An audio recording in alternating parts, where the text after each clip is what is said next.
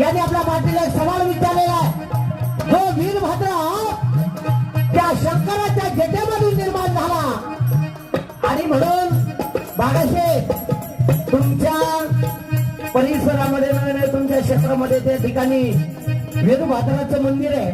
वीरभद्र म्हणजेच बिरोबा आणि तुम्ही अखंड हरिनाम सप्ताह त्या ठिकाणी आयोजित करता.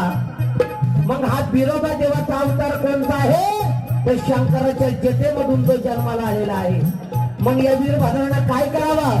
दक्ष राजानं जो काही यज्ञ मांडलेला होता त्या यज्ञामध्ये त्या स्वतःच्या मुलीनं यज्ञकुंडात उडी घेतली होती ना, आणि म्हणून इकडे राग आला शंकरला, जटा आपटला, त्याचे वीरभद्र जन्माला आला.